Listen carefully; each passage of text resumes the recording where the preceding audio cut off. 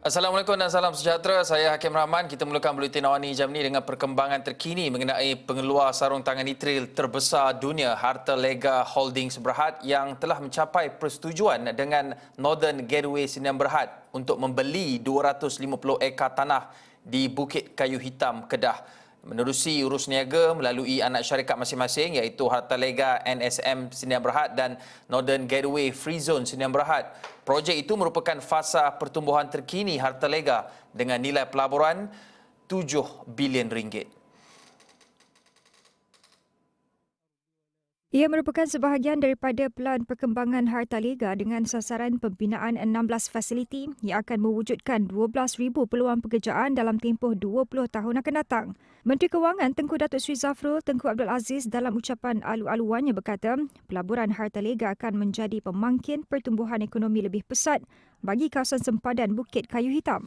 Saya berharap projek pelaburan oleh syarikat Hartalega ini akan menjadi pemangkin pertumbuhan ekonomi yang lebih pesat bagi kawasan bandar sempadan Bukit Kayu Hitam dan sekitarnya, serta limpahan pelaburan tersebut juga dapat diterjemahkan melalui perjanaan, peluang-peluang pekerjaan dan perniagaan baru kepada penduduk terutamanya di negeri Kedah. Setelah siap sepenuhnya, projek ini dijangka akan mewujudkan lebih daripada 12,000 peluang pekerjaan serta meningkatkan bakat dan vendor tempatan di samping menyokong pembangunan infrastruktur. Upacara menandatangani perjanjian itu berlangsung antara pengarah Northern Gateway Free Zone Saiful Hafiz Muhammad Mastam dan Ketua Pegawai Eksekutif Hartalega Holdings Berhad Kuan Mung Leong. Selain Tengku Zafrul, turut menyaksikan upacara itu ialah Menteri Besar Kedah Muhammad Sanusi Makno, Timbalan Menteri Kewangan Muhammad Shahar Abdullah dan Ketua Setiausaha Perbendaharaan Datuk Asri Hamidun.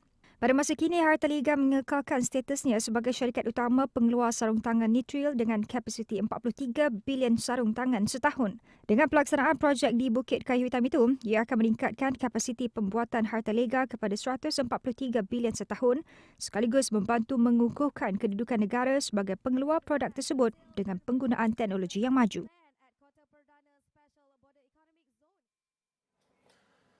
Daripada itu, Tengku Zafrul berkata bandar sempadan Bukit Kayu Hitam mempunyai kelebihan dan potensi yang cukup tinggi memandangkan ia merupakan laluan utama perdagangan rentan sempadan di utara semenanjung Malaysia. Dengan anggaran nilai kira-kira 40 bilion ringgit setahun, beliau berkata ia seharusnya dimanfaatkan sebaik mungkin demi memangkin pertumbuhan ekonomi negara. Tegasnya lagi, Malaysia dan Kedah secara khususnya tidak seharusnya rasa berpuas hati dengan hanya menjadikan Bukit Kayu Hitam sebagai laluan ekspor bagi bahan mentah dan komoditi negara jiran.